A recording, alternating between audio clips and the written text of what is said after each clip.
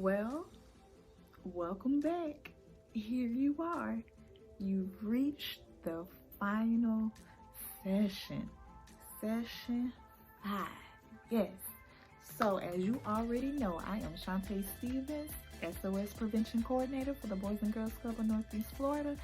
And I am so proud of you. Go you, go you, go you, go you, because you have made it.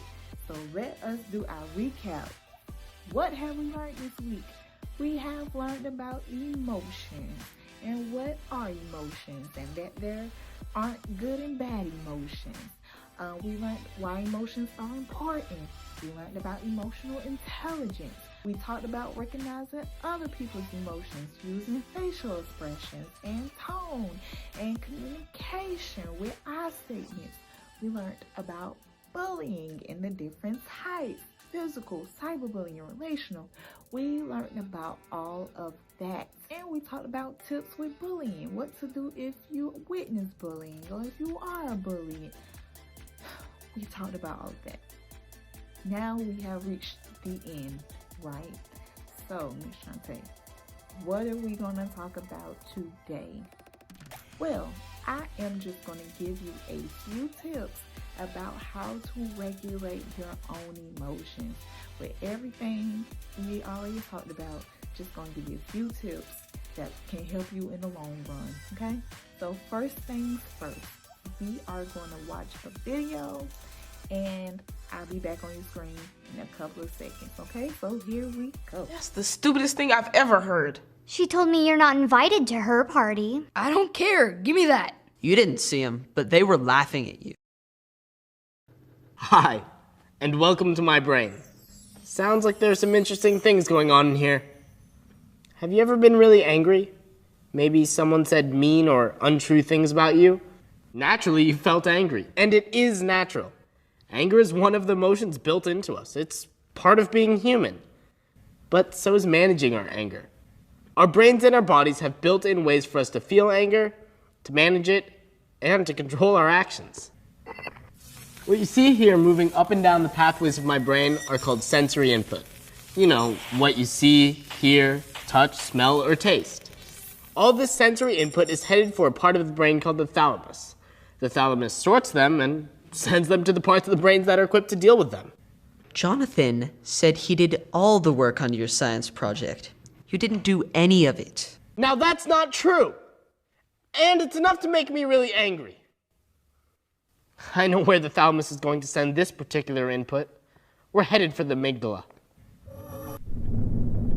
That's your amygdala. It's an area in the primitive automatic part of your brain. The part that runs things that we don't do consciously, like breathing or making our heart beat. Think of the amygdala as your feelings alarm. Whenever your brain gets input that is emotional, it sends it here. Your feelings alarm is automatic and it's always set to go off instantly. Jonathan said he did all the work on your science project. You didn't do any of it. Now I'm getting angry. Let's go. Stress hormones are released, sending adrenaline rushing through your body. Your heart beats faster and pumps more blood to your muscles and brain. Energy builds up in your muscles so you're ready to act. Your breathing becomes faster, maybe even ragged. Your mouth and throat can feel dry and tight. Sometimes your body's reaction is so strong that your stomach or your head hurts. Or you feel shaky.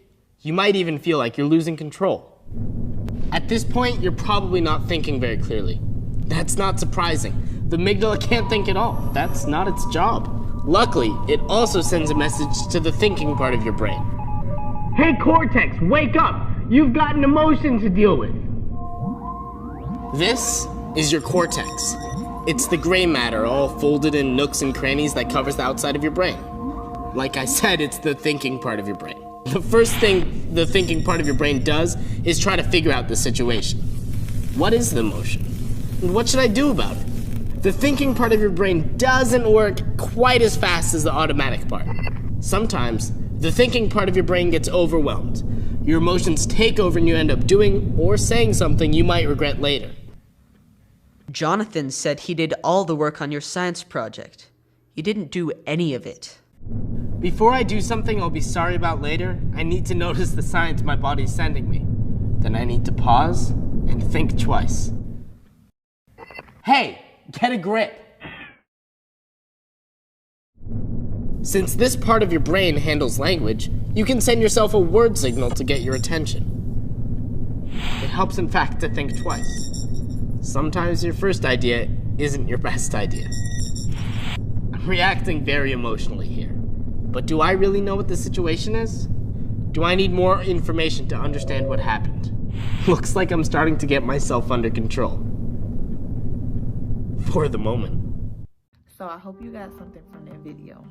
Now I want you to brainstorm or think about some things that you really do that's unhelpful when you get upset. Okay, so some unhelpful things that you do when you get upset. For example, the kind of things you do that you look back on and be like, dang, even take all that.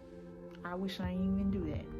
So like when you yell at your best friend because she didn't come to your house when she said she was going to, or when you yell at your siblings because you waited last minute to do your homework and now they loud and you're stressed and you can't focus. You ain't have to yell, you ain't have to do that, but that might be an unhelpful thing that you do when you get upset or when you get angry, you yell or what. So I want you to think of unhelpful things that you do. Now think about some things that you do that are helpful when you're upset, right? So how do you calm yourself down? These are the strategies you use, and you can look back and say, wow, I really handled that situation well. I could have blew up or whatever, but I didn't. I calmed myself down. Good job. For example, calming down before you talk to a friend when you're upset, or when you find that your homework is real difficult, you kind of give yourself a pep talk and, say positive things to yourself just to get you through. They'll pump you up so that you can get it done. Those would be helpful things that you do when you're upset. So brainstorm, what are some helpful things you do? Okay, so let me tell you about a strategy you can use. We can't always control what happens to us, right? But we can control how we think about it. The first strategy is positive self-talk. These are the positive things that we say to ourselves to manage our emotions when we're upset. Many of us like to say negative things about ourselves, especially when we're frustrated or disappointed, like, nah, man, I can't do this. Dog, why did I do that? I'm so stupid. Positive self-talk is the exact opposite. So you just say a lot of positive things about yourself. Yes, I can do it. All I gotta do is work a little bit harder. I got this. I can handle this. This ain't nothing. When we say positive things about ourselves, it puts us in a positive mind space, and it allows us to see the world and see things in a more positive and good light, and it's easier to manage our emotions. The second strategy is visualization. This strategy involves thinking about a place where you can be calm. For example, if you are upset, think about your favorite place in the world, right? That could be on the beach in Miami or at Chuck E. Cheese or whatever. Imagine that you're at that place, right? That puts you, again, in a positive mind space where you can manage your emotions and calm yourself down. So those are just two strategies that you can use to really regulate your emotions and manage your emotions and be able to put yourself in a positive mind space. So that is it, right? This has been a journey, and I'm so glad that you took it with me, right? So I hope you understood everything that I've talked about. I hope you learned a lot, and I really, really hope you use what you learned and put it in your life and apply it, and I promise you, your life will be so much better, right? Okay, well, until next time, it's been an absolute pleasure talking to you. See you soon.